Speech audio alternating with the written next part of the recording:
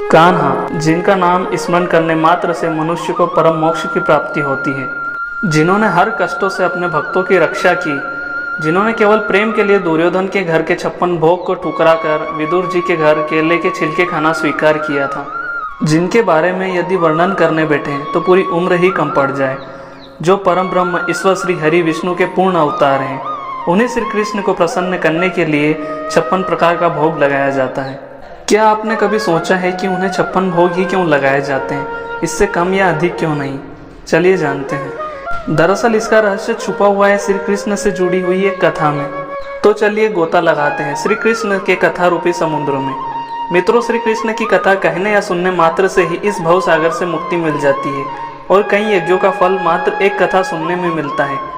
तो आपसे निवेदन है कि पूरी कथा अवश्य सुने। दरअसल यह कथा तब की है जब श्री कृष्ण बाल अवस्था में थे, जब उनकी माता यशोदा जी उन्हें दिन के 8 प्रहर भोजन करवाती थी।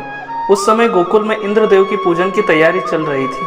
तभी श्री कृष्ण ने इंद्रदेव का घमंड तोड़ने के लिए उनकी पूजा को रुकवा दिया और गोवर्धन भगवान की पूजा करने को कहा। इससे इंद्रदेव अत्यंत क्रोधित हो गए और उन्होंने गोकुल पर मूसलाधार बारिश करनी शुरू कर दी।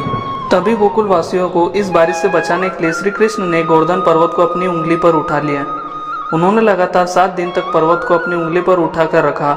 इन 7 दिनों में उन्होंने पर्वत को भूखे प्यासे ही उठाए रखा। अंत में इंद्रदेव का घमंड चूर चूर हो गया, क्योंकि 7 दिनों तक श्री कृष्ण ने भूखे प्यासे ही गोवर्धन पर्वत को उठाया था। इसलिए गोकुल वासियों ने हर दिन 8 प्रहर के हिसाब से 7 दिन के 56 प्रहर को जोड़कर अपनी श्रद्धा से श्री कृष्ण को 56 भोग अर्पित किए, जिसे श्री कृष्ण ने बड़े प्रेम पूर्वक स्वीकार किया।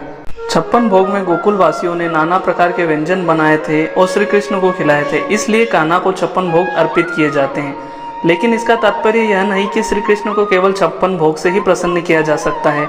यदि हमारे मन में सुदामा जैसे भाव हो तो कान्हा सूखे चावल भी प्रसन्नता पूर्वक स्वीकार करते हैं। तो मित्रों, ऐसे हैं हमारे श्री कृष्ण। वीडियो अच्छी लगी हो तो लाइक करें, चैनल को सब्सक्राइब करें और कमेंट में जय श्री कृष्ण जरूर लिखें। जय श्री कृष्ण।